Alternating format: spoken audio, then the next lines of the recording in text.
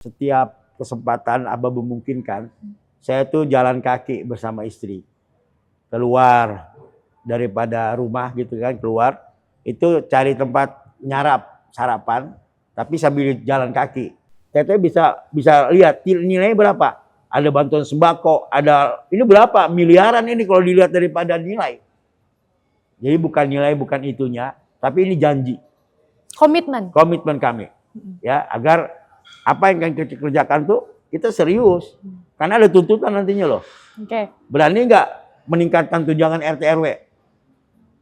Kita naikkan dari 1 juta menjadi 1,5 juta untuk yang RT. RW dari 1 juta menjadi 2 juta. Kalau nggak terlaksana, kira-kira dari mana protesnya? Yang nyubit dilaporin ke polisi karena nggak sholat. Kemudian yang menghukum karena bercanda di kelas dipenjarain. Ini banyak fenomena-fenomena yang lagi viral Bang di media sosial. Yeah. Lalu bagaimana Bang Faisal melihat fenomena ini? Pertama gitu, kemudian langkahnya untuk membantu peran guru dalam menertibkan guru murid-muridnya.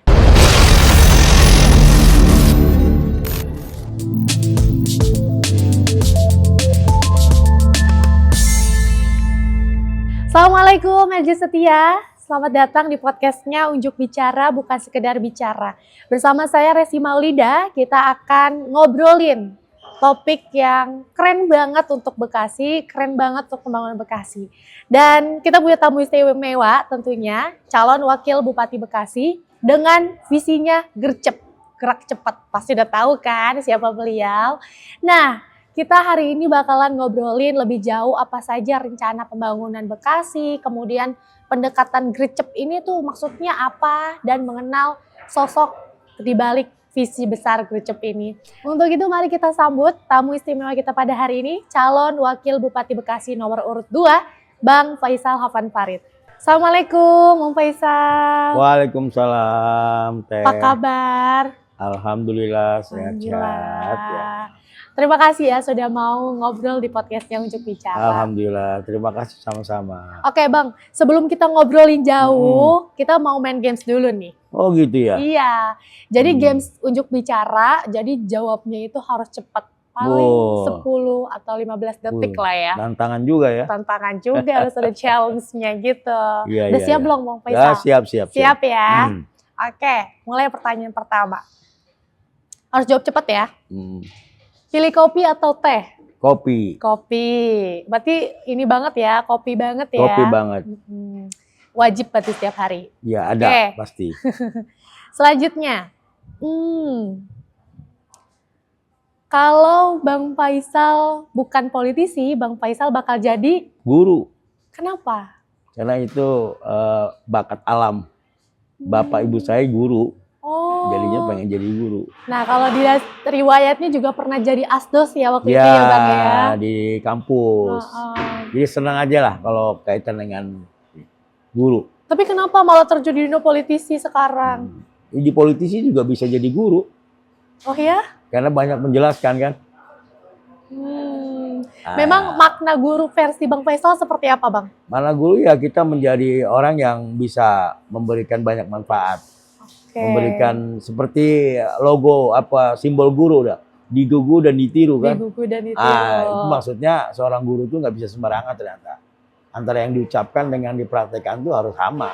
Nah di politisi versi guru. Bagaimana seorang politisi punya mental seorang guru. Nah ini menarik nih ya, menjadi topik yang keren untuk dibahas. Bagaimana politisi menjadi mental seorang guru. Iya. Ini yang menjadi PR kita semua. Oke, kita lanjut listnya ya Bang ya. Iya.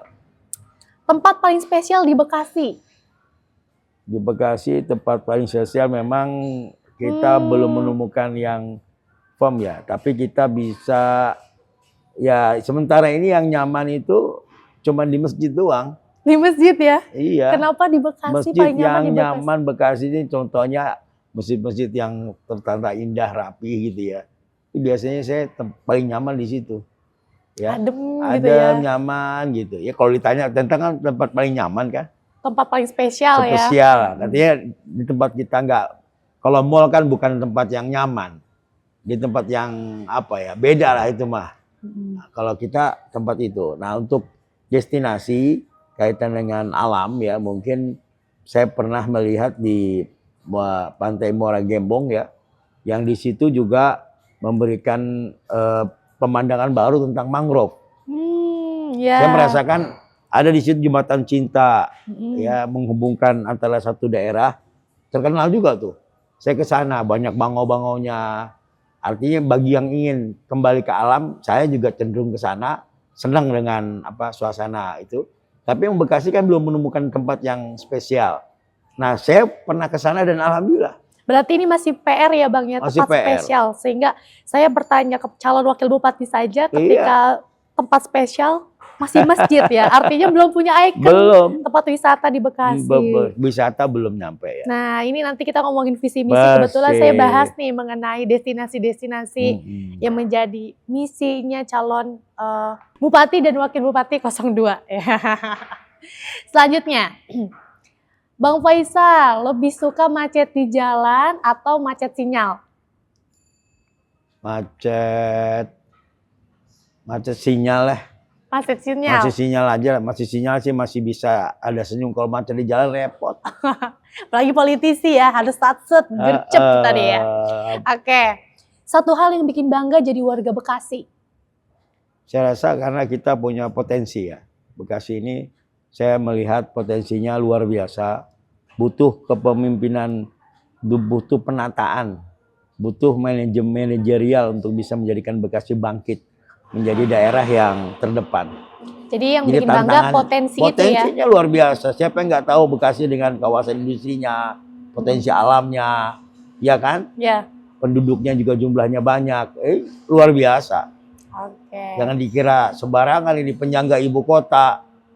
Hebat ya. Tapi kan sudah mau ganti nih ibu kotanya ke ya, Kalimantan, ke IKN. Nanti bersama dalam kelompok bukan penyangga disebutnya ya, kelompok pinggiran lah kali ya. Tapi, aglomerasi disebutnya sekarang. Tapi pada poinnya Bekasi menjadi salah satu kota atau daerah yang menyumbang investasi terbesar juga untuk negara ya. Oke, dilanjut nih Bang. Event tahunan di Bekasi yang nggak boleh dilewatkan. Event tahunan. Event tahunan di Bekasi yang nggak boleh dilewatkan. TikTok. Kalau saya karena politisi biasanya berkaitan dengan kegiatan-kegiatan PHBI.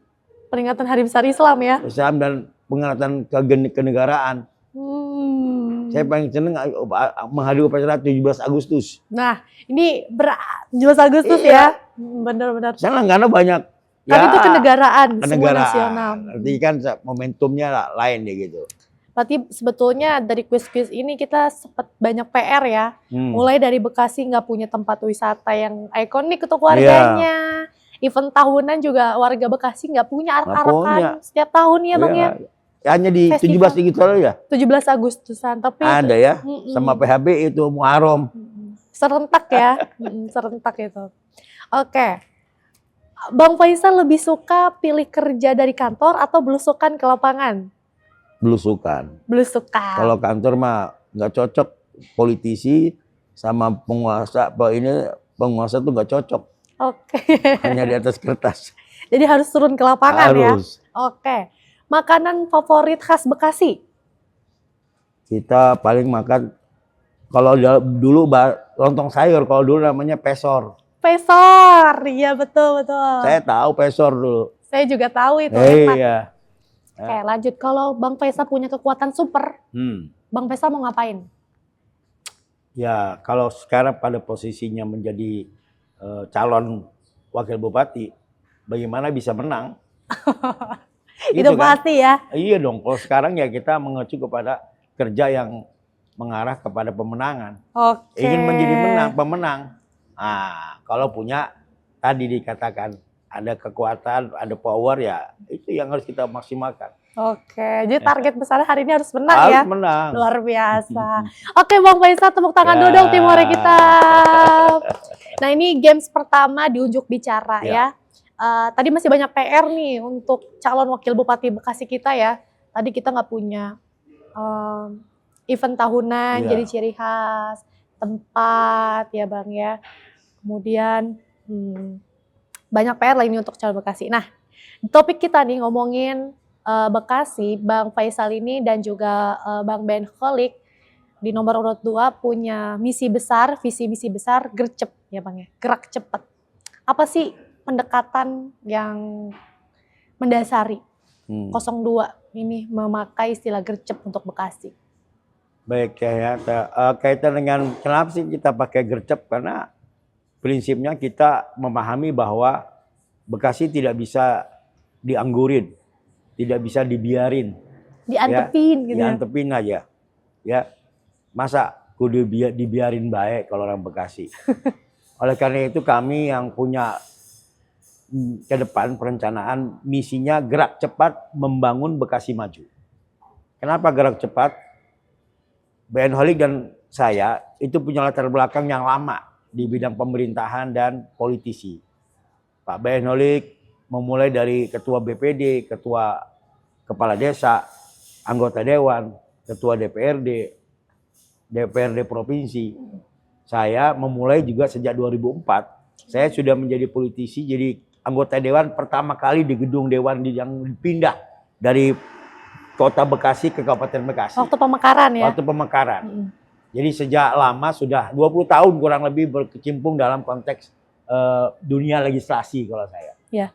Pengen rasanya pindah kelas nih. Ya. Nah untuk gerak cepat itu karena kami punya latar belakang dua-duanya politisi yang sudah memahami Bekasi. Jadi begitu kita besok memimpin tidak perlu menunggu lagi. Karena kita sudah mengerti persoalannya. Kita sudah mengerti, memahami apa yang harus kita kerjakan. Yang perlu apa? Gercep. Segera laksanakan. Kerja. Itu mungkin. Kayak memang kalau kita lihat rekam jejaknya nih, Bang BN, Bang Faisal ini punya rekam jejak yang kuat di legislatif ya. Kemudian dukungan politik yang solid, visi-misi perubahan yang juga jelas gitu. Nah, mengutip tadi statementnya Bang Faisal mengenai emang Bekasi mau dianggurin baik gitu ya kan. Berarti ada fenomena Bekasi memang diantepin aja ya sebelumnya gitu ya Bang. Saya melihat dalam mungkin 5 tahun terakhir terjadi kemandekan, kesenjangan dan juga mungkin salah urus lah kalau sederhananya. Kenapa? Manajemennya mungkin belum tertata dengan baik karena akibat kontrolnya, akibat daripada pelaksananya ya. Wajar di 3 tahun terakhir yang melaksanakan adalah para PJ. PJ beda dengan seorang bupati definitif. Betul. Yang punya legalisi yang kuat dari hasil pilihan masyarakat. Wajar ada kekurangan. Ya. Artinya inilah yang perlu kita sempurnakan. Masyarakat sedang menanti loh. Ya, ini juga saya sebagai masyarakat ya merasa trust issue loh Bang. Karena ada berapa kali ganti kepengurusan kan, pimpinan kan. Iya. Jadi khawatir nggak percaya, takut dan lain sebagainya. Ini makanya kita perlu gerak cepat tuh karena untuk mengisi kekosongan kemarin yang perlu diisi lah. Memang bukan berarti tidak ada pembangunan dan penataan, tapi terasa lambat. Karena memang tadi keterbatasan. Jadi pendekatannya ke sana berarti ya. Itulah kedepannya bagaimana kita tidak rakyat menunggu partisipasi kita kok yang cepat apa kerja dari para seorang pimpinan daerah, kepala daerah kan gitu. Oke, poinnya memang pendekatannya karena kemarin banyak hal yang belum diurus dengan serius gitu ya. Ada beberapa dewan yang pernah podcast di Ujuk Bicara juga mengatakan bahwa pemerintahan daerah ini nggak bisa berjalan, kesejahteraan rakyat itu nggak bisa terlaksana kalau pimpinan eksekutif dan legislatifnya tidak harmonis, tidak nyatu. Sampai beliau berstatement bahwa ada fenomena saling mengunci Bang di tahun kemarin antara legislatif dan eksekutif. Apakah ini juga menjadi salah satu analisis dengan pendekatan gercep itu dengan visi misi Abang? Ya pertama tadi bahwa pengalaman Pak Ben Holik sebagai ketua DPRD membuktikan bahwa dia 3 tahun terakhir sebenarnya secara formal legalisi yang memimpin Bekasi itu adalah Pak Ben Holik. Karena dia seorang ketua DPRD yang memang dipilih oleh masyarakat. Sedangkan 3 tahun terakhir Pak PJ yang memimpin itu, PJ itu kan dia hanya diberikan tugas oleh pemerintah yang lebih tinggi. Artinya secara legalisi masyarakat mungkin Pak Ben Holik itu mewakili. Maka beliaulah yang paling bisa memberikan suasana harmonisasi antara semua itu. Sehingga keberhasilan pemerintah sekarang berjalan tanpa macam-macam, semuanya bisa berjalan sesuai dengan schedule, itu kan membuktikan seorang seorang yang Legislatif. namanya legislatif, ketua DPRD mampu membuat harmonisasi dari semua unsur, baik dewan, legislatif maupun dari eksekutifnya, sehingga terjadilah suasana yang sekarang kita bisa rasakan. Ke depan, saya rasa itu modal yang paling kuat bagi beliau, ya, kita memimpin Bekasi dengan cara pendekatan, harmonisasi yang dilakukan, saya rasa akan lebih baik. Kemarin saja dia pada posisi sebagai legislasi seperti itu, apalagi besok sebagai eksekutif. Walaupun eksekutifnya ambrukadul ya, saling ganti, tapi dia tetap konsisten di posisinya ya. Karena kita pahami yang namanya ASN itu kan bagaimana yang memerintah ya. Ya. Bagaimana orang yang memimpinnya, yang menata dia. Memang tugas kita selanjutnya menata PNS yang kurang lebih 14.000 di Bekasi. Tentu tidak mudah, harus membutuhkan suatu birama dirijen yang baik ya, agar harmonisasi itu berjalan bagus. Jadi inilah tugas kita selanjutnya. Memang nggak bisa kita kerja sendirian, harus bisa mengangkat para pekerja ataupun ASN ini. Ayo kita bareng-bareng benahi Bekasi. Nah ini poinnya, ayo bareng-bareng kita benahin Bekasi. Menarik sekali. Edja Setia, sebelum kita lanjut nih, yang belum subscribe wajib saya remind untuk subscribe channel YouTube-nya Rakyat Jabar Official, RJ Pro, dan juga follow medsosnya @rakyatjabar_official. Nah, kalau kita lihat juga nih ngomongin medsos, Edja Setia ya, Bang Faisal ini sebagai calon wakil Bupati Bekasi ya, nggak pernah berhenti untuk konsolidasi, belusukan warga-warga ya. Kayaknya nggak ada waktu luang deh kayaknya di Bang Faisal ini nih ya, nggak ada liburnya. Tapi Bang, sebetulnya kalau Abang ada waktu luang gitu ya, barang sejam atau 2 jam, biasanya diisi dengan ngapain sih Bang? Kayak kemarin ada waktu sedikit, saya ada cucu ya. Oh, udah punya Berangkat cucu aja ya? kita ngajak cucu main, dia senang main-mainan di tempat mana, ya saya nganterin tuh kemarin. Gemoy banget ya. Ya sama istri gitu kan. Itu. Yang kedua, setiap kesempatan Abah memungkinkan, saya tuh jalan kaki bersama istri. Keluar daripada rumah gitu kan, keluar.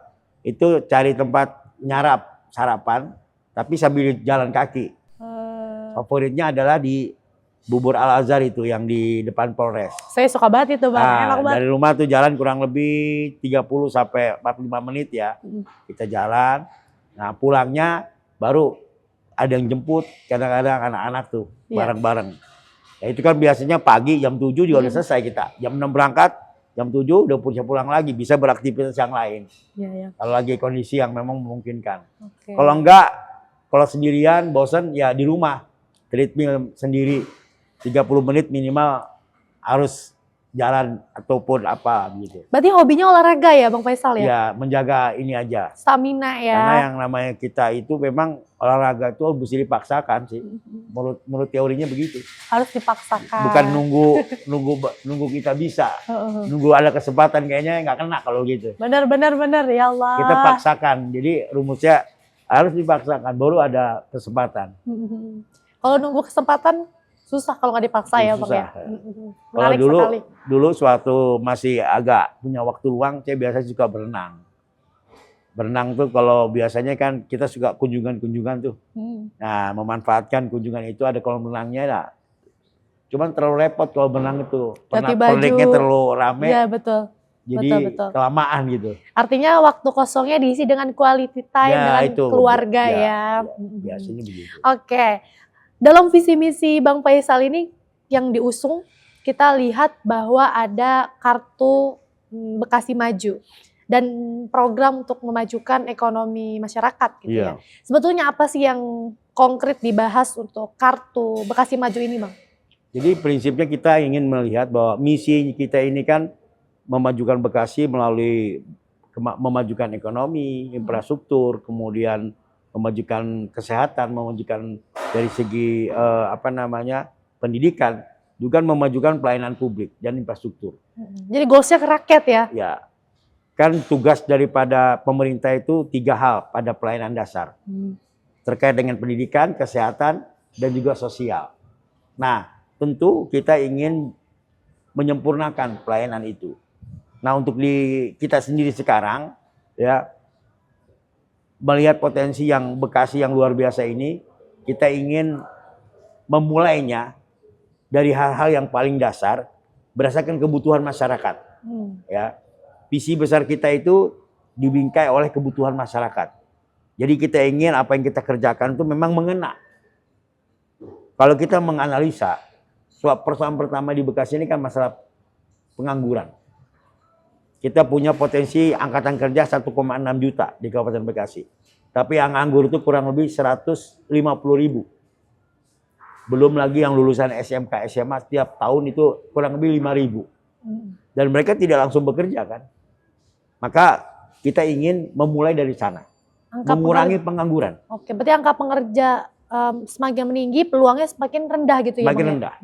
Kenapa? Kita selalu mengasumsikan bahwa kita adalah kawasan industri, punya kurang lebih 8.000 pabrik, ada 12 kawasan yang melingkupinya. Tapi kenyataannya belum menjadi tuan rumah bagi masyarakat Bekasi. Nah, kita ke depan mengusahakan ada namanya BLK Plus. Kenapa BLK Plus? BLK memang seperti yang lain, tapi ada plusnya. Langsung didistribusikan? Langsung didistribusikan ke tempat kerjaan. Jadi nggak ada calo-calo lagi? Nggak ada calo. Itulah yang akan kita coba, ya mungkin benahi lah.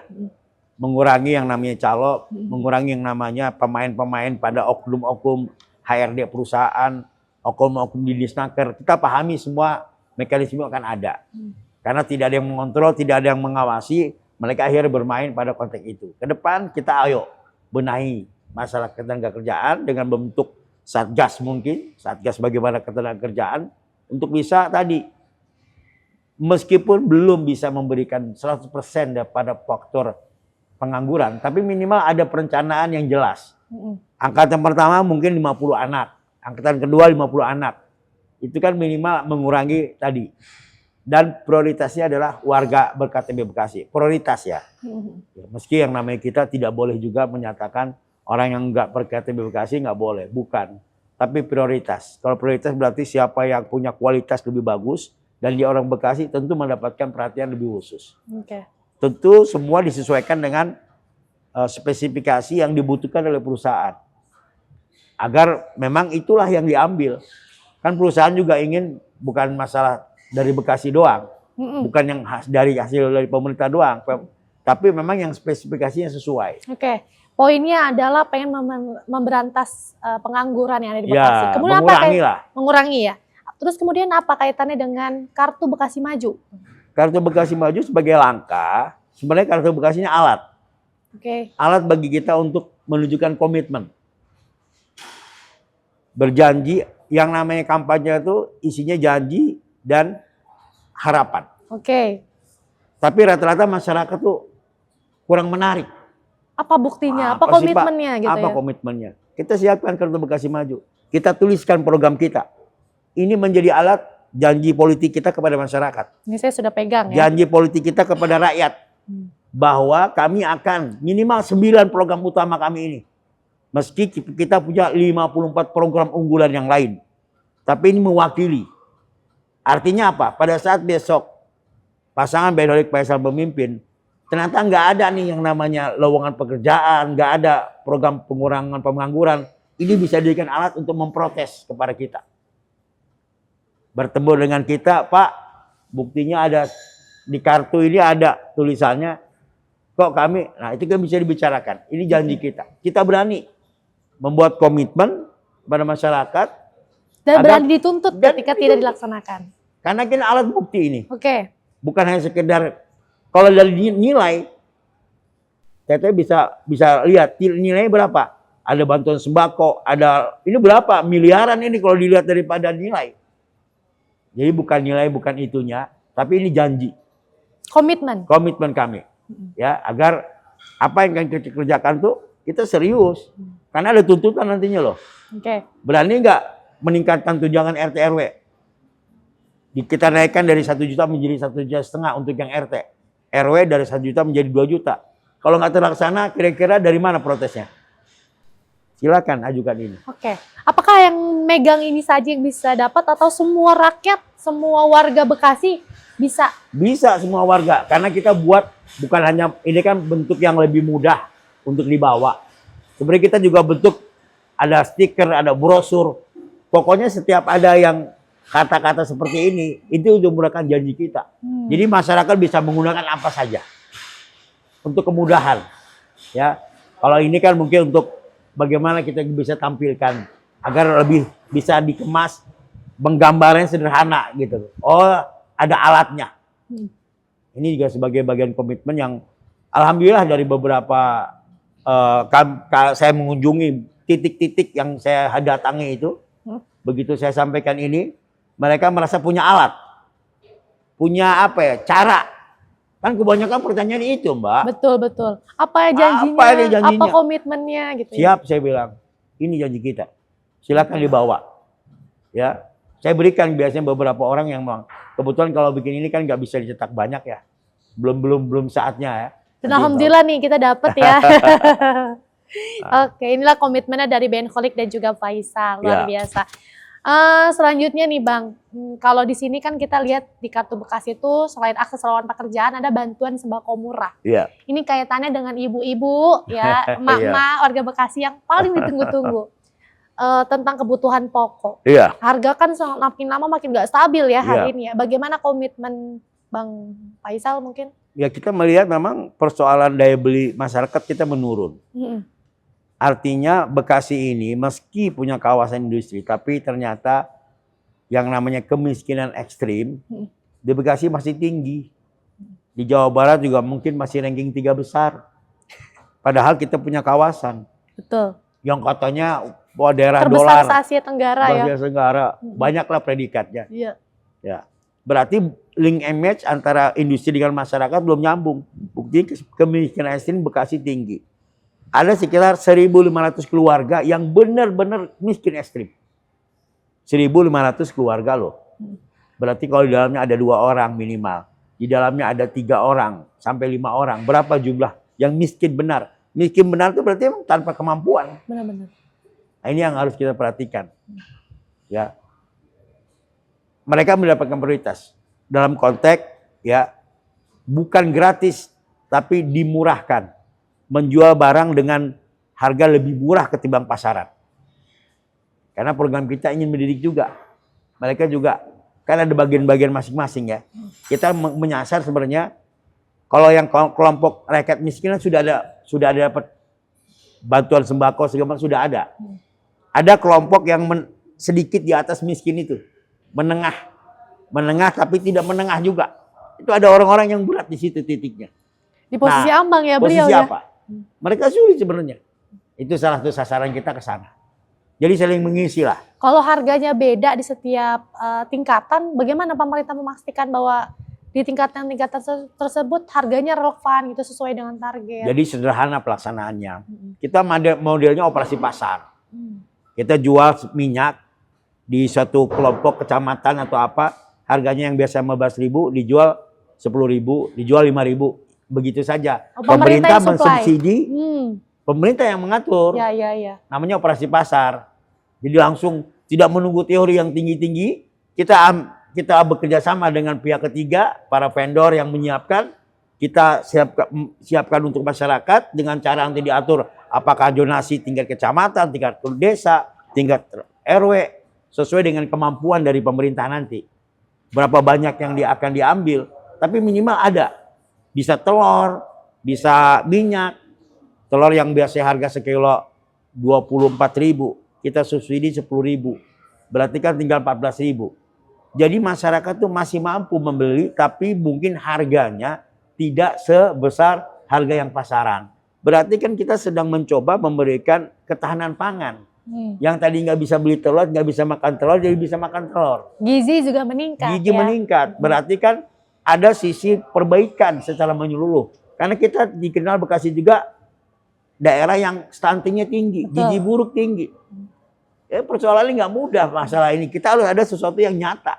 Kayaknya Bang Faisal serius banget ya nyusun visi-misi ini ya. Oh iya, kita nggak main-main makanya. Kita berani berjanji, kita mesti bicara karena ayo kita benahi Bekasi. Kita adu program. Saya senang dengan berbagai cerita yang bagaimana adu program. Adu daripada kita bagaimana bisa menarik masyarakat dengan program-program kita yang lebih terasa ya, kita punya harapan lah begitu, ada perubahan. Nah ini menarik ya dari misinya dari 02. Nah kemudian Bekasi ini kan juga masih jauh dari kota yang ramah anak ya. Ini saya lihat juga di sini ada mengenai santunan lansia dan sahabat difabel. Iya. Apakah ranahnya dari merealisasikan Bekasi Ramah Anak, Bang?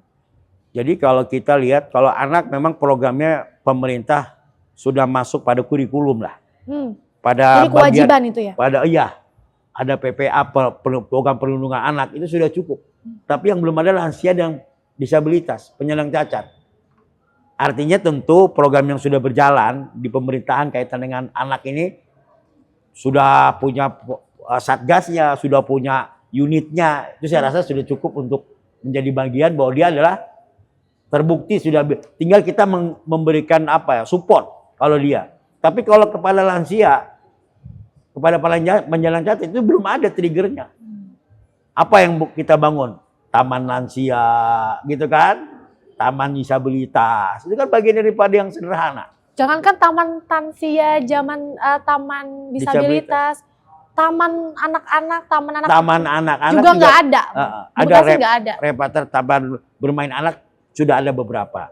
Kita juga punya program dalam rangka meningkatkan kebahagiaan masyarakat. Kebahagiaan masyarakat kita buatkan banyak taman.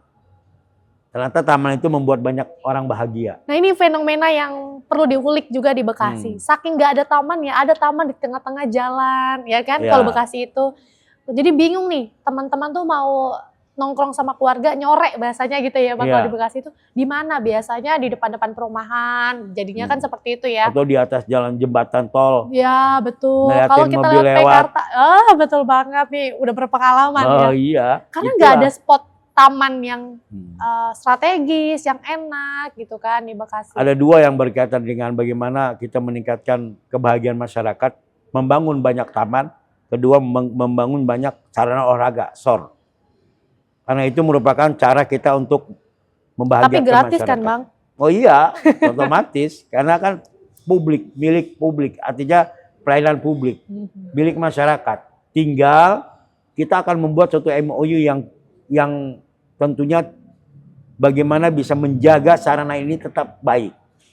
Sebenarnya yang paling berat bukan membuatnya, tapi menjaga taman ini tetap langgeng, tetap rapi, ya kan? Tidak berbau macam-macam, orang juga bisa kedatang, itu yang paling berat. Makanya kita akan cari metode. Rencana mau di mana memangnya? Kok ini setiap kecamatan, setiap desa, setiap perumahan jika memungkinkan tanahnya, itu akan kita jadikan sarana. Bisa jadi satu tahun dibangun ada 20 sampai 30 taman. Tiap tahun nggak masalah. Semua itu kan ada. Banyak juga itu kayaknya. Banyak. Memang ini kan suatu hal tadi. Nah, kita belum punya ini alun-alun ya. Sekarang belum ada. Realita. Ini katanya harus jadikan. Ya. Makanya kita akan bangun juga untuk fenomena monumental. Bagaimana Islamic Center di utara ini kita akan lanjutkan pembangunannya. Tujuannya tadi, kita punya tempat, sarana berkumpulnya banyak orang. Karena kita di sini notabene orang Muslim. 70% adalah masyarakat Muslim yang sangat taat, otomatis Islamic Center jadi tujuan kita. Jangan sampai Kerawang punya, Kota Bekasi punya, kabupatennya belum ada. Nah, ini Islamic Center semoga bisa jadi event tahunan yang ditunggu-tunggu warga Bekasi. Tempat pusat studi masyarakat. Betul. Bukan hanya itu, saya menggambarkan apabila Islamic Center bagus, amannya enak, itu tempat berkumpul masyarakat orang Bekasi. Piknik ke masjid nggak usah jauh-jauh. Pikniknya di Bekasi.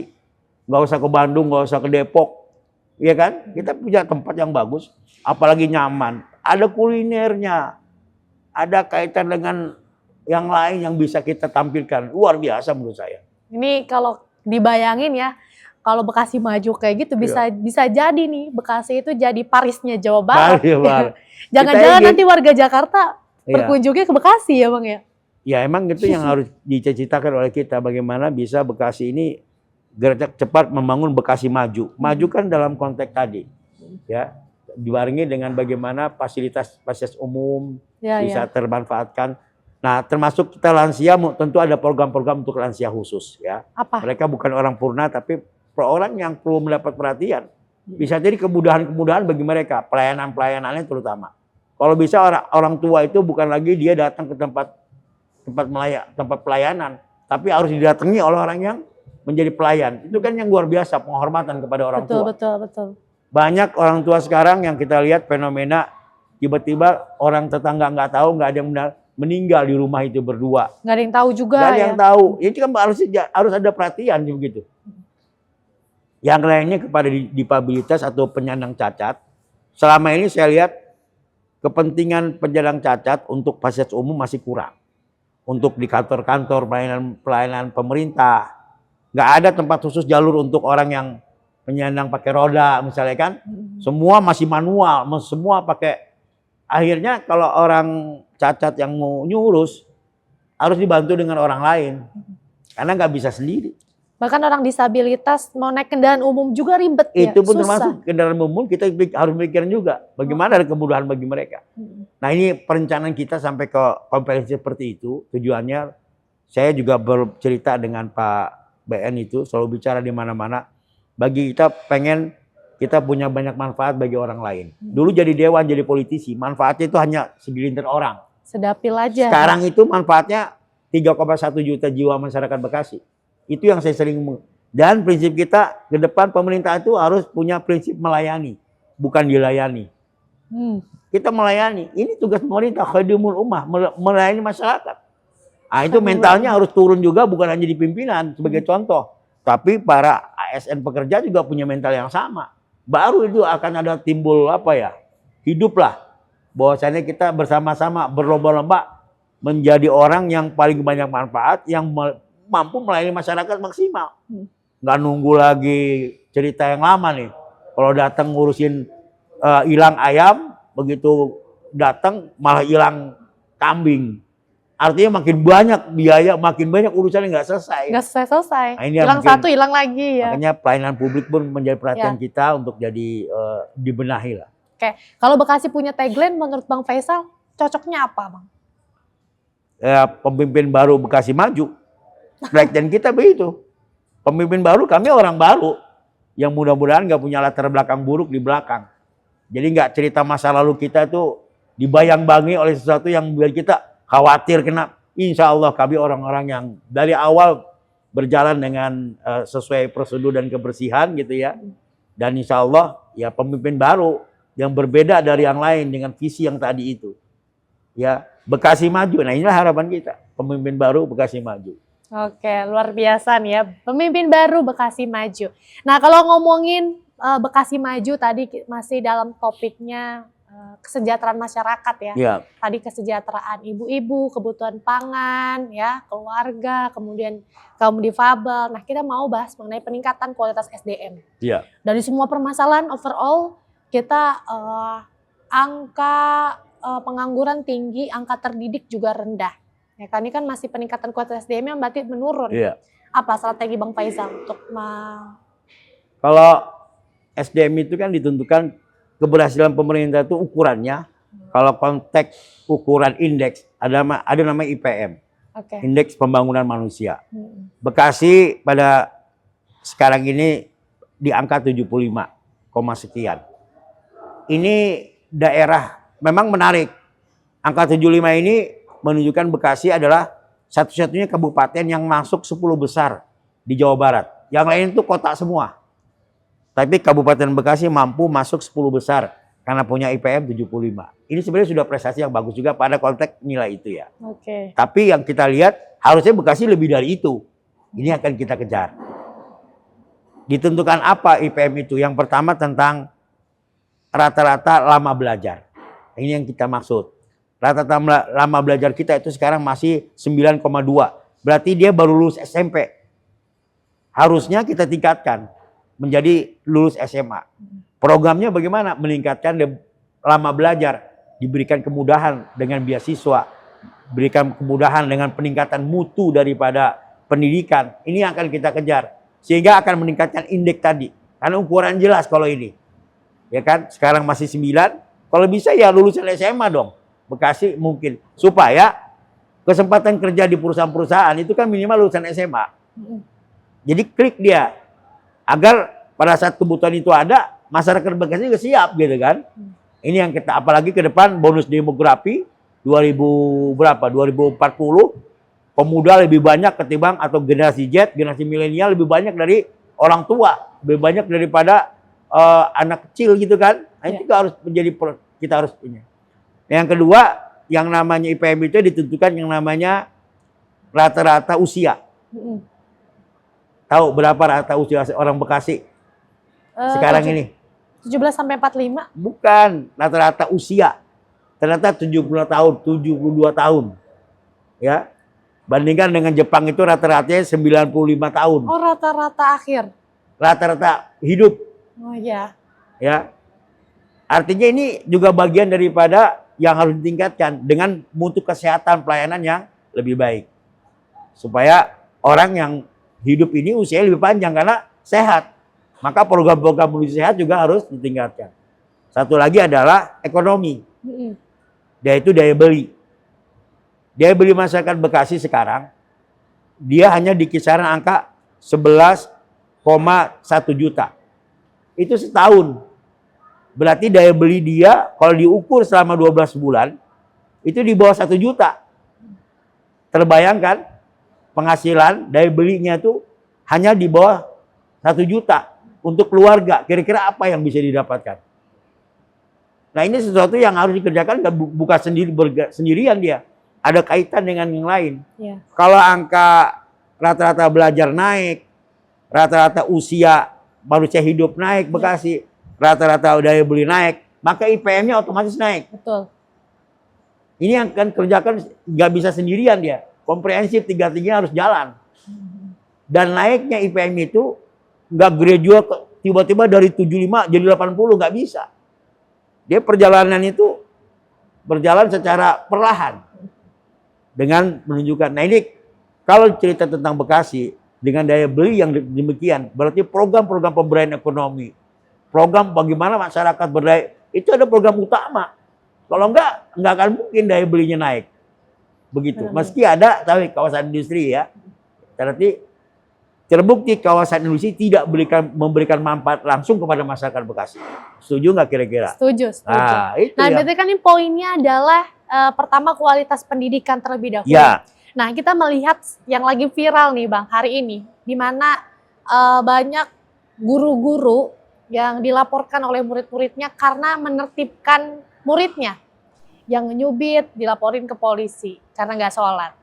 Kemudian yang menghukum karena bercanda di kelas, dipenjarain. Ini banyak fenomena-fenomena yang lagi viral Bang di media sosial. Yeah. Lalu bagaimana Bang Faisal melihat fenomena ini? Pertama gitu, kemudian langkahnya untuk membantu peran guru dalam menertibkan murid-muridnya.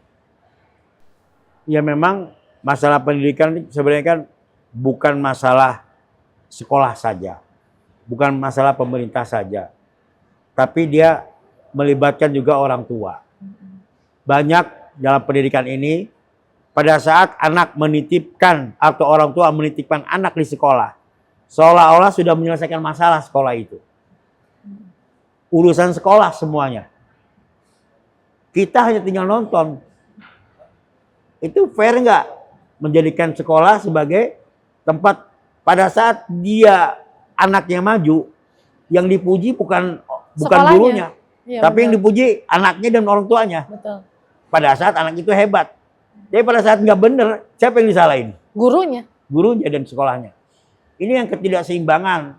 Makanya perlu forum pada konteks tadi antara pemerintah, kemudian ada sekolah, dan juga orang tua murid.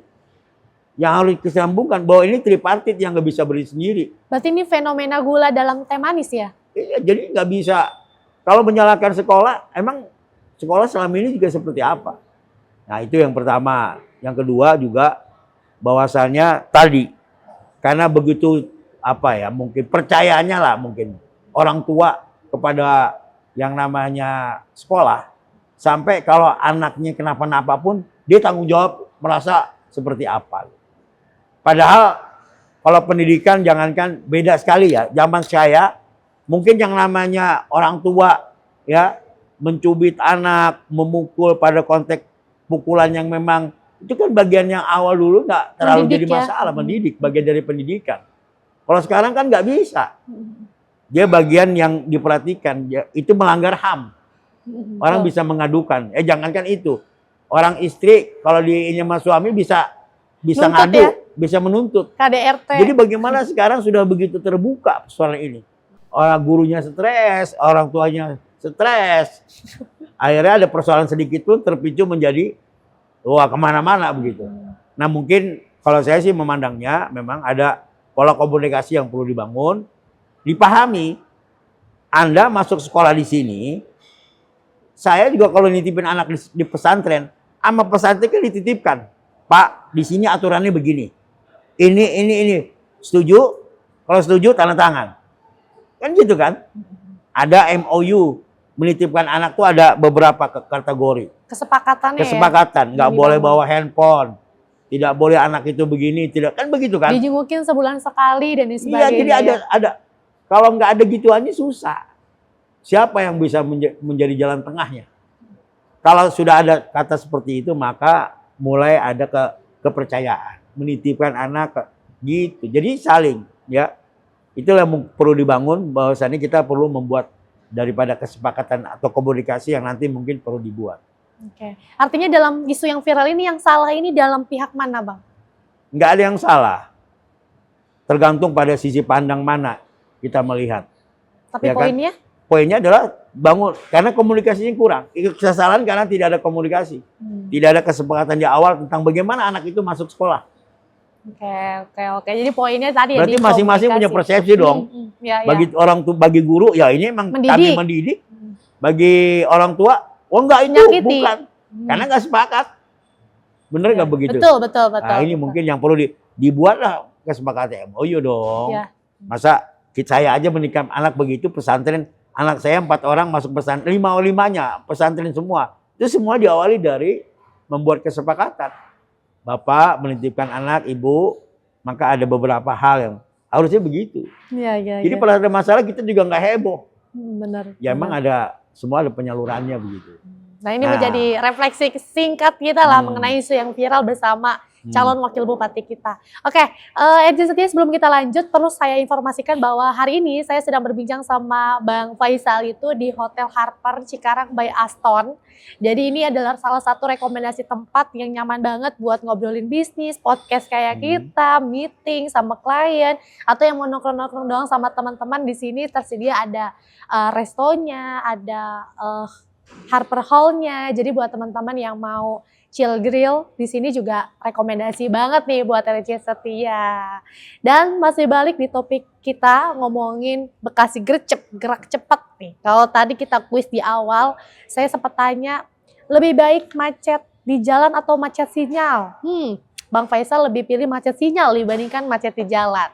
Ngomongin macet sinyal, Bang, ini kan berkaitan dengan digital.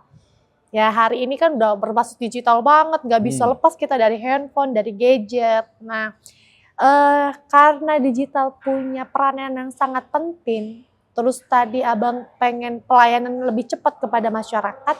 Nah, apa penerapan yang Abang buat, yang gagas terkait tata kelola pemerintah yang berbasis di arah digital ini? Sederhananya kami melihat bahwa Bekasi ini masih ada sebagian yang blank spot ya. Daerah yang memang sinyalnya juga masih sulit. Saya pernah membahas ini kurang lebih 5 tahun yang lalu waktu jadi dewan di kabupaten. Itu pembahasannya ternyata titik Bekasi itu masih ada titik yang kosong meskipun belakangan sudah mulai ada perbaikan. Kita bercita-cita besok bagaimana ada wifi, internet gratis di tempat-tempat publik, di tempat-tempat umum. Ini wajib kita adakan. Karena kebutuhan masyarakat tentang kuota internet gratis ini menjadi kewajiban sekarang. Bagi anak sekolah, bagi anak-anak yang tentunya membutuhkan untuk mencari perpustakaan. Kan sekarang perpustakaan bukan lagi perpustakaan yang di bentuk-bentuk buku. Tapi perpustakaan digital. Kita pun begitu. Siapapun sekarang, Mbak juga begitu. Kalau mencari informasi di mana? Betul. Pasti kita mencari di sana. Jangan kita cari alamat juga sekarang di sana. Berarti kebutuhan kita harus ada. Kerja juga sekarang udah digital ya? Pakai digital semua. Nggak ada istilah sekarang orang sulit. Kita bisa membuat email segala macam. Nanti kan di sana. Itulah yang kita bangun bahwa kita bercita-cita bahwa Bekasi setiap tempat umum tersedia wifi gratis. Tapi ada satu yang akan muatan kita bawa. Wifi gratis, wifi bersih.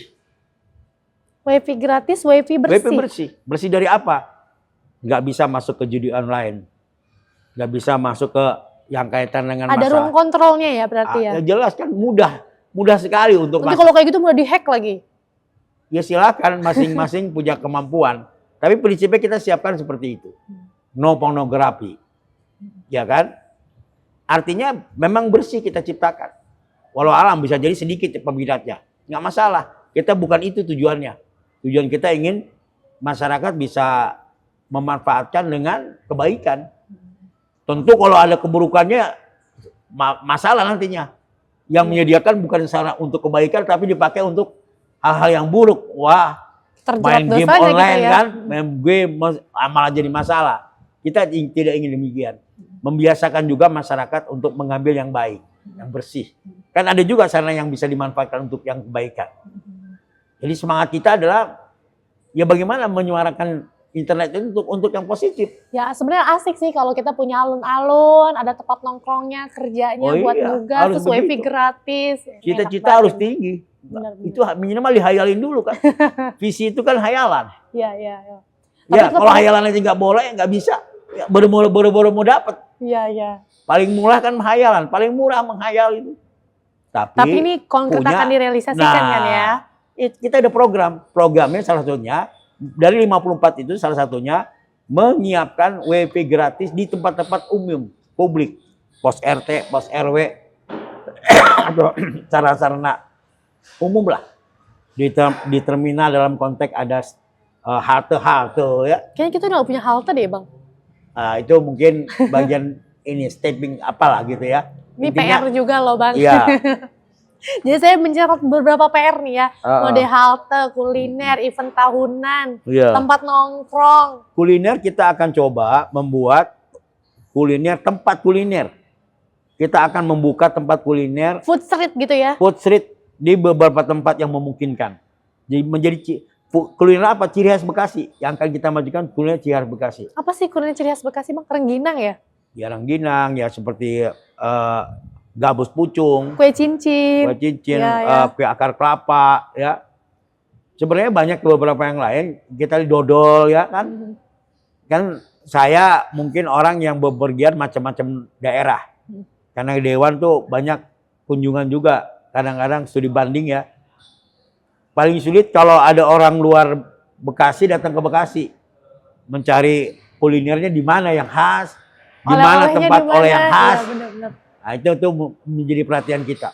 Kenapa? Kalau kita menciptakan tempat, sarana untuk mereka berkumpul, maka otomatis akan ada pengembangan ekonomi di sana. Pasti itu. Otomatis kita juga misalkan program bagaimana atraksi-atraksi Bekasi ada di sana.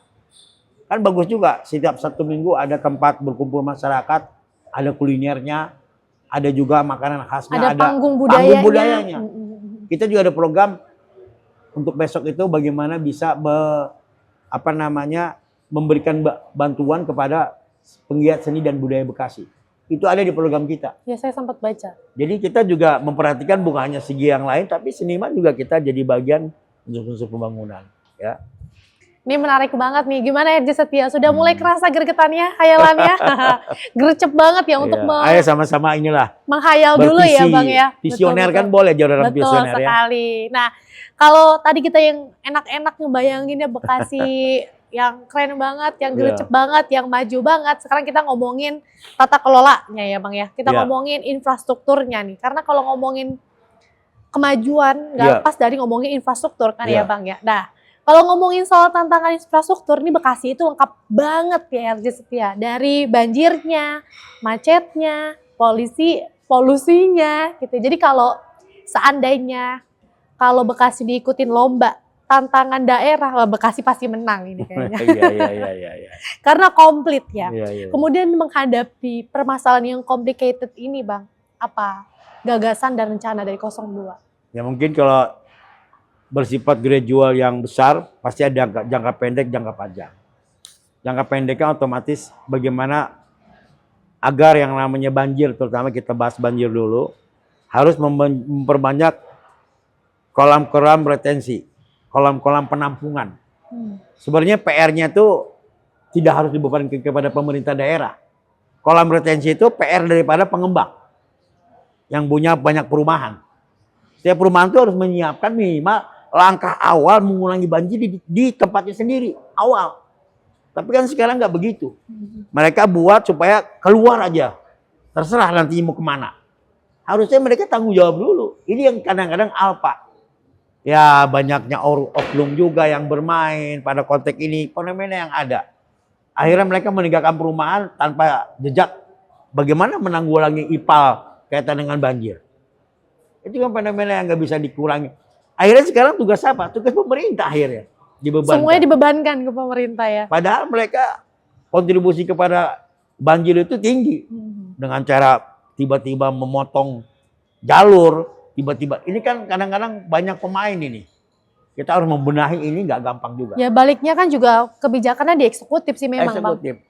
Terus juga sebenarnya kalau fenomena menghadapi banjir yang sifatnya sesaat, sebenarnya kita juga bisa memperbanyak biopori. Ya. Bukan 1, 2, tapi ribuan biopori. Sumur-sumur resapan itu dibuat. Ini dinas lingkungan hidup lah untuk bekerja nantinya. Ya. Contoh perumahan-perumahan yang banjir, sebenarnya kalau kita bisa buat biopori yang langsung turun ke bawah bikin, itu mengurangi sederhananya kan di sana. Memang tidak mengurangi sekali, tapi minimal tidak menjadi heboh gitu. Baru kita perbaikan secara menyeluruh. Yang namanya air itu Bekasi bukan tiba-tiba punya air sendiri. Dia kan kiriman dari luar juga. Jadi ada air yang datang karena hujan sesaat. Ya. Kita tanggulangi dengan yang tadi. Tapi yang kiriman itu nggak sembarangan. Ya. Kita lagi tidur aja, lagi tidur tiba-tiba air datang, itu kan masalah fenomena yang lain. Betul. Apalagi 2020 kita dapat gejala gitu ya, banjir kiriman ya Bang. Banjir kiriman. Jadi kita harus siapkan juga perbaikan tadi, saluran. Menambah saluran, menambah pintu air. Mungkin kita masih agak mending, besok ada bendungan Cariu ya. Ya. Itu minimal bisa mengurangi, terutama untuk pengairan sawah sebenarnya kalau di sana. Jadi selatan besok sawahnya agak lumayan. Tinggal kita memikirkan masalah utara yang fenomena banjir dan fenomena kekeringan. Kadang banyak air banjir, kadang kekurangan air kekeringan. Iya benar. Itu kan anomali ya ibaratnya. Maka apalagi petani masih banyak di sana ya. Petani masih banyak. Itu pun akan kita pikirkan, berarti normalisasi saluran tersier sekunder. Itu akan, ya sekarang sedimennya banyak. Itu kan harus dikerjakan ekstra. Di samping kontur dan postur daripada saluran air kita juga tidak sempurna. Posisinya yang lebih bawah ketimbang yang ini kan persoalan-persoalan yang gak gampang. Tapi kita tetap ada punya beberapa tahapan yang banjir ya. Kemudian untuk kaitan dengan masalah infrastruktur jalan, memang jalan ini kan tanggung jawab pemerintah Kabupaten Bekasi. Jumlah panjang jalannya itu kalau diukur sederhananya ya Mbak ya, dari Jakarta sampai Surabaya 900 km. Jauh sekali ya. Maka kebayangkan kalau anggaran kita hanya menyiapkan membangun itu hanya sekitar 300 miliar membangun jalan. Berapa banyak yang kita bisa? Kalau 300 miliar, kalau cuma 20 miliar, berapa panjang yang bisa kita bangun? Sedangkan tanggung jawab kita 900 km. Di sini sedang ada proses perbaikan, di sana udah rusak lagi yang belah sana. Benar. Karena begitu jauhnya kebagiannya nggak gampang. Semua pengen duluan lagi kan. Kan sekarang nggak ada istilahnya nunggu yang lama. Sekarang juga kalau nggak kita pengen merdeka. Kan daerah kan begitu sekarang gayanya. Benar. Kalau nggak, apalagi sekarang zaman kampanye. Pokoknya Pak kalau nggak dibangun nih kita nggak milih. Bang kita susah juga ngalipin yang begitu. Nah ini fenomena yang tidak diketahui oleh banyak orang gitu, tapi menjadi problem untuk pemerintah. Ya, jadi masalah tadi banjir seperti tadi yang kita, kemudian infrastruktur juga. Nah infrastruktur yang lainnya adalah kita sekarang ini banyak melihat penyerahan daripada penyerahan perumahan yang setelah 15 sampai 20 tahun itu kan diserahkan ke Pemda fasilitas umumnya. Ya. Itu rata-rata ya fasilitas umum itu sudah bobrok. Harusnya begitu akan diserahkan ke Pemda, itu dirapiin dulu oleh pengembang terkait. Jalannya dibagusin, lampunya dinyalain, diserahkan dalam konteks yang bagus. Sekarang mana ada penyerahan perumahan kayak begitu? Semua diserahin dalam kondisi yang babak belur. Ya pasti. Nah ini kan harus, mereka dalihnya pinter. Udah nggak di situ tuh pengembang. tinggalnya nggak di situ udah ngurusin lagi, akhirnya nggak Kembali ada ke tanggung jawab. betul. Belum TPU juga, tempat pemakaman umum. Persoalan tidak semuanya tempat layak dipakai untuk tempat pemakaman umum. Ini juga harus kita komprehensifkan, itu akibat daripada banyaknya perumahan sebenarnya. Yang tidak tertata pada konteks di mana dia membangun TPU-nya, bagaimana kesepakatannya. Di samping oknum-oknum yang bermain juga banyak. Ini yang harus nggak mudah memang. Maka kita akan berangkai ini satu persatu, mana yang kita akan benahi. Tapi kalau saya berprinsip ke depan kita sampaikan aja kita sedang mengerjakan apa, besok kita mengerjakan apa, supaya orang tahu kok persoalannya banyak kok, wajar kita ngerjain yang begini, begitu. Kemudian daerah kita juga luas gitu di ya. jalan juga sepanjang itu, wajar Pak, bagiannya nanti ada. Yang penting kita usaha, nanti kita dari berbagai macam yang bisa kita lakukan. Kalau pemerintah tugasnya berarti menyiapkan dana yang lebih banyak untuk pembangunan, benar nggak? Nah ini terkaitnya investor nih berarti kan. Nah, dengan berbagai macam itu yang harus disiapkan, nggak sembarangan. Ya, ini yang harus kita bangun. Bekasi dengan 7,7 sekarang triliun, potensi ke depan 8 triliun lebih. Ya, ini harus disesuaikan dengan perencanaan. Ketimbang kemarin kita agak sedikit ada catatan menurut saya. Belanja modal yang jelas-jelas jadi bentuk fisik pembangunan itu hanya berkisar di bawah 20%.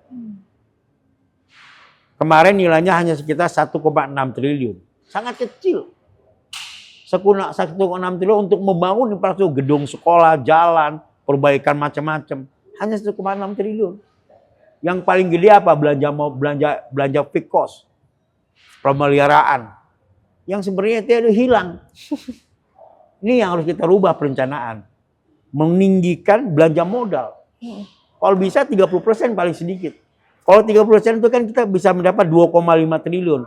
Nah itu mendingan, banyak pembangunan yang bisa lakukan. Soalnya bukan apa, banyak pesulap. Kalau urusan uang tuh banyak pesulap. Yang bisa membuat perencanaan. Nah ini besok perencanaannya harus pas. Agar peningkatan belanja modal itu kan yang berdampak. Agar efisien ya. Karena belanja kita kalau punya kemarin 7,6 triliun.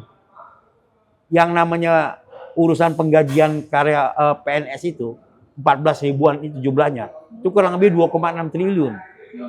Fix itu nggak boleh kurang. Marah orang PNS kalau nggak dibayar kan? Pasti. Makanya 2,6 triliun itu fix membayar gaji PNS. Nggak apa-apa, memang itu bagian dari tugas pemerintah. Selebihnya kan ada biaya yang apa lagi? Biaya ATK, pembuatan daripada unsur penunjang pemerintahan. Baru biaya belanja modal. Nah sekarang ini belanja modalnya justru yang paling kecil di antara unsur yang tadi. Padahal itu yang dinikmati oleh masyarakat itu. Ya. Di mana kita rubahnya nanti di perencanaan. Jangan sampai urusan perawatan, urusan belanja ATK, penunjang daripada pelaksanaan kegiatan operasional, yang enggak kegiatan rapat, kegiatan mamin, yang mungkin kunjungan, itu yang mungkin di-press. Tentu harus rame-rame. Kalau saya ngomong sendiri, saya bisa saya diunyeng-unyeng orang. Kalau memang memimpin ya. Ayo kita bangun dengan kesadaran. Makanya kalau dengan kita, mari kita melayani masyarakat, banyakin tuh dana-dana untuk perbaikan masyarakat. Baru akan ada proses kesejahteraan. Impact yang dirasakan juga oleh masyarakat. Oke, kita masuk ke segmen terakhir nih Bang. Segmennya refleksi. Kalau tadi udah games, pendalaman misi, sekarang kita ngomongin refleksi. Terhitung sudah berapa hari sejak masa kampanye Abang turun ke lapangan Bang? Hampir 2 bulan. Berarti itu full 2 bulan? Full. 60 kali lah ya? 60 ya. Ada beberapa pada saat ada kegiatan yang mungkin kita berdua bersama, ada kegiatan khusus, pendaftaran, kesehatan, segala macam itu kan nggak bisa. Tapi di luar itu kita melakukan aktivitas. Oke, sehari bisa berapa kali turun Bang? Emang perlu tahu juga? Perlu dong, aku mau tahu nih, karena di sini poin refleksi kan. Ya sedikit sih, kita rata-rata sekitar 5 titik ya, sampai sekitar 8 titik. Oke, nah ini kan pasti menguras energi banyak ya, sehari 5 sampai 6 titik, 8 titik, gitu, ketemu orang banyak gitu. Nah pasti Abang melihat banyak fenomena dan tantangan. Nah, kemudian kalau saya tanya, Bang, tantangan terbesar dan poin terbesar yang mau Abang lakukan saat terpilih, apa sih, Bang? Ya itu. Sebelum saya turun, saya sudah bisa melihat apa sih yang menjadi persoalan utama dan ternyata cocok. Kita tuliskan makanya di sini di poin ke-1 dan kedua. Jadi pada saat ngobrol, sebelum mereka ngobrol saya udah sampaikan duluan program kita ini. Itu emang cocok udah. Jadi yang pertama adalah lowongan kerja. Lowongan kerjaan dan pengangguran dan masalah sembako murah. Jadi saat terpilih pertama kali Abang mau ini program kita. Oke. Karena ke program unggulan, makanya ini cocok. Dari sekian banyak yang saya datengin, pembicaraan ini pembicaraan ranking pertama dan kedua. Oke. Ya kita rankingnya emang dari awal akhirnya saat kita turun ya udah klik. Nah ini kan minimal satu langkah bagi kita untuk tidak lagi mencari-cari apa sih yang jadi persoalan Bekasi. Nah, kebetulan cocok juga apa yang sudah kita prioritaskan. Ya bersamaan juga masyarakat itu. Ya udah, tinggal kita melakukan besok. Oh ini tinggal cocok. eksekusi lah tinggal ya. eksekusi. Dari BLK-nya Dari tadi BLK-nya, dari bagaimana pendistribusiannya. tentu itu kan memerlukan persiapan yang lebih bagus lagi. Bahkan pada saat kita dialog menemukan potensi. Pak, sebenarnya bukan hanya yang sifatnya formal itu di perusahaan sendiri, Pak. Dari luar negeri pun sekarang kesempatannya terbuka. Bagaimana para Bekasi, anak-anak Bekasi ini bisa bekerja di Jepang, di Korea, di Cina. Itu kan membutuhkan karyawan yang banyak di sana. Itu juga fenomena yang terbuka. Bisa jadi Bekasi punya pencetakan SDM yang siap untuk dikerjakan di sana. Itu menghasilkan devisa kan. Ya. Itu juga tantangan. Bahkan puangnya lebih banyak ke sana. Orang Bekasi gitu kan kita didik. Pemerintah mengirimkan. Kalau dulu kan TKW. Sekarang ada tenaga terampil untuk kerja di pabrik-pabrik. Tapi poinnya harus berani dulu, anak Bekasi. Harus menang dulu. Oh menang dulu, betul, betul ya. Berani kalau nggak menang buat apa? Buat apa? Siapa yang mau ngawal gitu ya Bang ya? Siapa yang mau ngawal programnya? Betul, betul. Nah ini menarik. Selanjutnya Bang, bagaimana sih Bang Faisal membayangkan Bekasi 5 tahun ke depan? Kalau saja Bekasi tidak ada perubahan, mungkin kita akan mengalami yang namanya stuck dalam konteks pembangunan dan yang namanya fenomena masyarakat miskin makin banyak, kemudian fenomena tawuran dan tadi kaitan dengan kerusuhan di masyarakat semakin meninggi. Yang pasti tingkat pencurian, tingkat yang namanya keamanan itu makin mengkhawatirkan. Karena semakin orang nekat, Kalau nggak orang ada susah, perubahan. kalau susah orang semakin nekat. Kalau Bekasi nggak ada Nggak perubahan. ada perubahan. Kalau Akan Bekasi terjadi ada kesana. perubahan? Kalau perubahan tentunya tadi. Perubahan itu ditandai dengan adanya kebaikan-kebaikan masyarakat yang menurunnya tingkat daripada kejahatan. Kejahatan identik dengan masalah pengangguran, identik dengan masalah ekonomi yang sulit. Maka orang nekat biasanya. Itu kan yang jadi masalah. Bayangkan di Muara Gembong ada orang, bukan di Gabus kemarin, ada orang yang berani nyopot jembatan. Iya. Ini viral juga dibawa itu. pakai sepeda untuk dijual karena nggak punya duit. Besinya ya. Besinya, Betul. besi yang terpasang dicopot.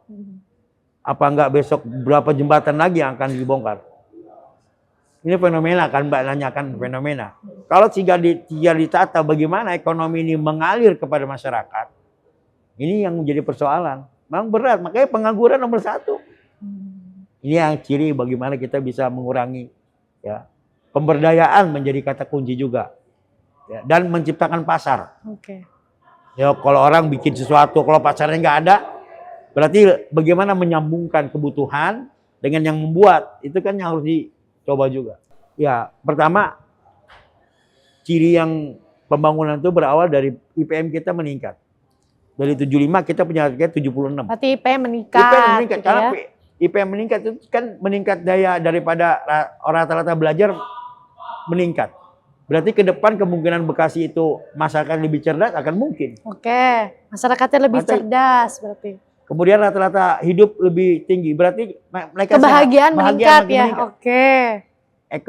Perekonomian meningkat juga. daya beli meningkat. Kalau bisa sekarang cuma 11,5 juta. Ya besok meningkat menjadi 12 juta, 13 juta. Berarti ada peningkatan. Daya beli mereka meningkat. Ini pekerjaan yang gampang turunannya. Artinya jadinya makmur, bahagia ya Bang ya.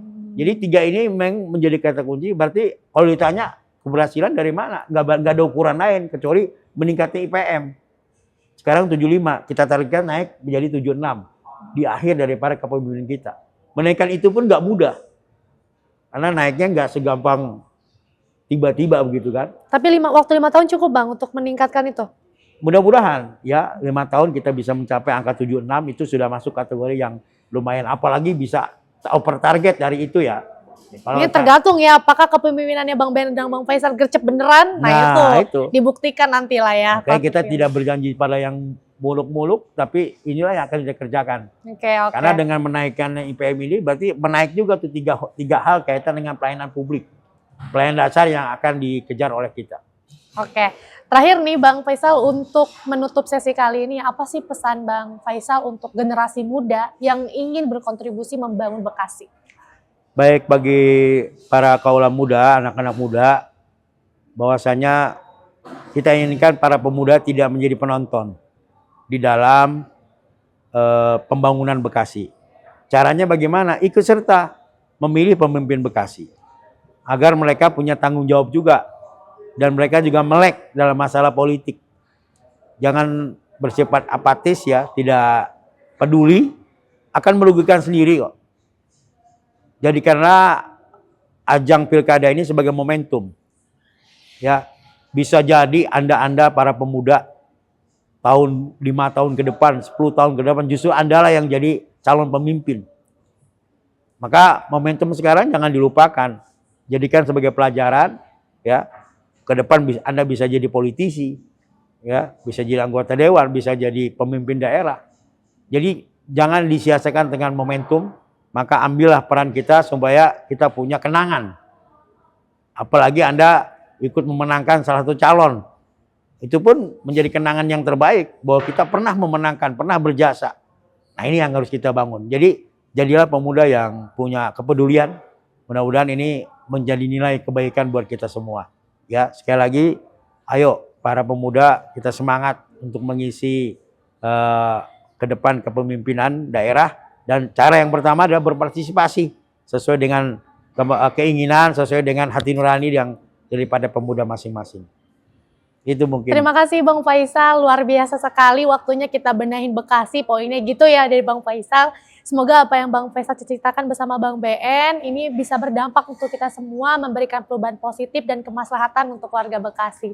Poinnya jangan lupa ayo kita berpartisipasi aktif dalam pilkada ini untuk generasi mudanya khususnya gitu ya, demi masa depan Bekasi yang lebih baik. Tentu saya Resi Maulida dan calon Wakil Bupati Bekasi kita nomor urut 2, Bang Haji Faisal Hafan Farid pamit undur diri. Terima kasih, sampai jumpa. Sarang yo.